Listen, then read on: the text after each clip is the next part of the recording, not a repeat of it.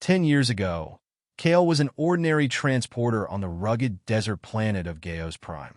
He specialized in high-risk delivery runs, ferrying goods and supplies across the planet's hostile terrain, where unpredictable storms and bandit ambushes were a constant threat.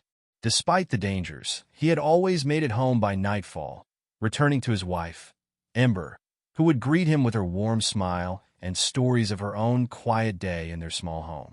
One morning, Kael left on what was supposed to be a routine job, transporting cargo to a nearby settlement just half a day's journey away. He promised Ember he'd return by dinner, as he had done 1,000 times before, with his usual casual grin and a quick kiss goodbye. Hours passed, and Ember prepared their usual meal, expecting to hear the familiar sound of his transport's engine approaching. But as the sun set and the dust storms began to settle, there was only silence. Days turned into weeks, and Kael's absence stretched unbearably long. Authorities dismissed her pleas, concluding he must have been lost to the desert's wrath, fallen prey to a raider gang, or succumbed to one of the planet's countless hazards. As the months dragged on, friends and family gently urged her to accept his fate, suggesting she grieve and move on. But something inside Ember resisted that closure. She couldn't shake the feeling that there was more to the story. In the years following Kael's disappearance, Ember's world grew cold and quiet. The small home they'd shared on Gaea's Prime felt empty, each room echoing with memories she could no longer share with him. She tried to resume her routines, to live a life that resembled what they had before he vanished, but every reminder of Kael, his worn jacket on the back of the chair, his old transport tools on the shelf, pulled her back to the painful mystery of his absence. Despite the whispers of family and friends encouraging her to move forward, Ember couldn't let go.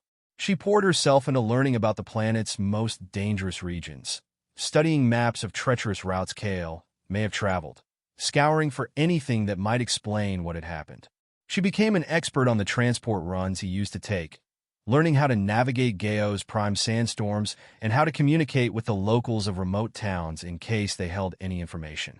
Yet year after year, her search yielded nothing but cold trails and unanswered questions. As the technology in her world advanced, the galaxy began opening up in ways she never thought possible. Faster ships, more advanced star maps, and improved communication systems made it easier for people to travel beyond their home planets. Strangers came from distant worlds, each bringing stories of the galaxy beyond, tales of interstellar communities and distant star systems. The stories stoked Ember's determination, sparking a new realization. Maybe the answer to Kael's disappearance wasn't on Gaea's Prime. Years after Kael's disappearance, Ember found herself in Astra 4, a bustling outpost on the edge of civilized space.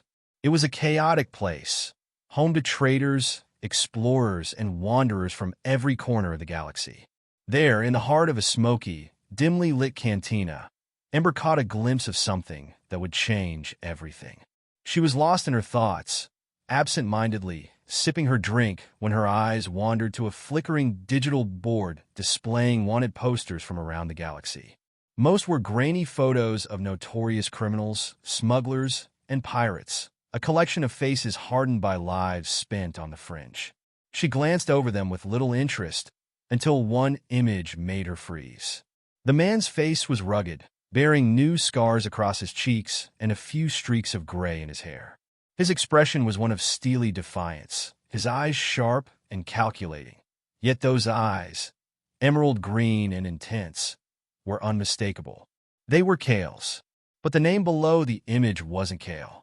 It was Rook, a wanted mercenary with a long list of charges: raiding, smuggling, and contract killing across several star systems. Ember's heart pounded as she tried to process it. How could her husband, who had once been gentle and kind, now be wanted for crimes that spanned entire worlds? She read the poster over and over, studying every detail. The reward was immense, and the bounty listed a series of violent incidents tied to his name. She couldn't reconcile the husband she remembered with this hardened mercenary, but deep down, she knew it was him. Driven by a mix of shock, anger, and an unyielding need for answers, Ember spent weeks following every possible lead on Rook. She pushed herself into parts of the galaxy she'd only heard about in stories. Hostile, lawless zones teeming with pirates, smugglers, and rogue factions that thrived on danger. Every stop she made, she asked cautious questions, bribed informants, and sifted through rumors, building a map of his movements across star systems. Piece by piece, she constructed a trail leading her to a remote outpost on the fringe of known space, a place where mercenaries like Rook would go to take on new contracts or hide from old ones. When she arrived, the starport was buzzing with activity. She moved through the throngs of people, scanning the crowd with tense anticipation, her pulse quickening every time she saw a figure that resembled him.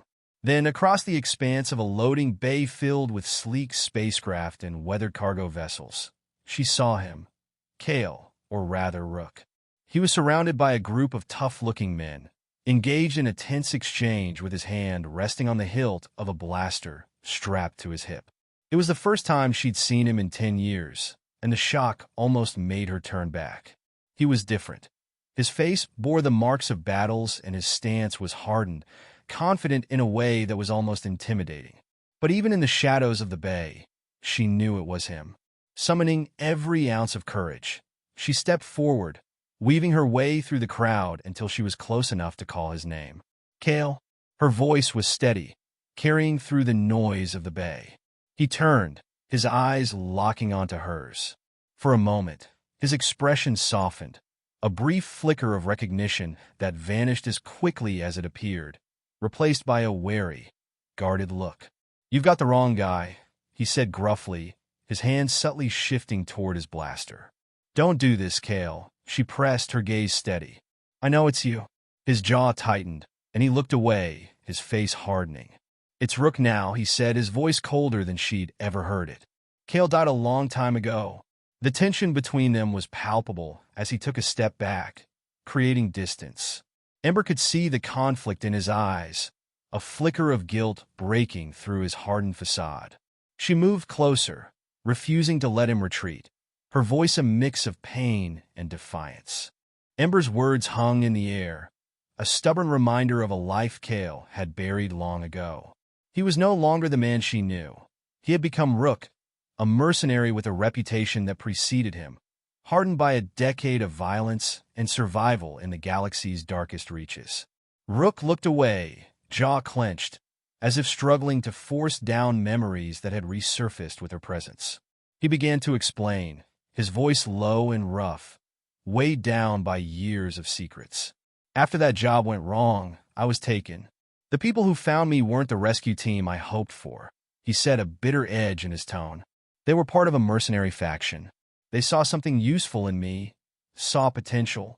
He paused, as if the words themselves tasted bitter. "I had no choice. They trained me, pushed me to become someone who could survive, someone who wouldn't hesitate to do what needed to be done." She listened, her mind struggling to reconcile the man before her with the husband she had lost. "They didn't give me a chance to escape," he continued, his voice laced with a mixture of anger and resignation. "And by the time I earned my freedom, I wasn't Kael anymore. Kael was dead, buried under missions, raids, and alliances I made to stay alive. Rook was all that was left."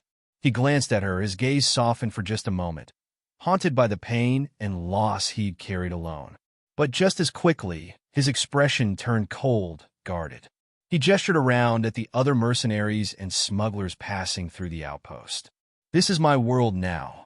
It's brutal, unforgiving, and it doesn't allow weakness. Bringing Kael back would mean undoing everything I've become to survive." Ember felt the weight of his words, but couldn't ignore the conflict lingering in his eyes. Ember took a deep breath, letting his words sink in. She could see the pain etched into his face, the shadows of battles fought, losses endured, and the hardness he had adopted to survive. But beneath the mercenary's steel facade, she could still sense fragments of the man she had once loved, the man who had promised he would always come back to her.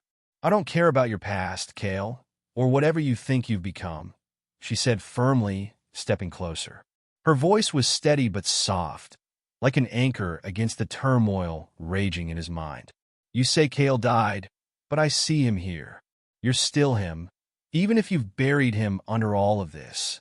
She gestured to the armor, the blaster, the scars that crisscrossed his face. Whatever you've done, whatever you've become, we can face it together. I haven't stopped fighting for you all this time, and I'm not going to stop now. Rook's expression shifted, the harshness giving way to something deeper, an uncertainty he hadn't felt in years. He stared at her, searching her face as if looking for a sign that she could truly accept the darkness he'd embraced, the world he now belonged to. No one had ever offered him a way out, a chance to be something more than a gun for hire. But here she was, standing in the heart of his dangerous new world, willing to take on that darkness with him. "You don't know what you're asking for, Ember," he said, his voice barely a whisper, laced with a hesitation she had never heard before.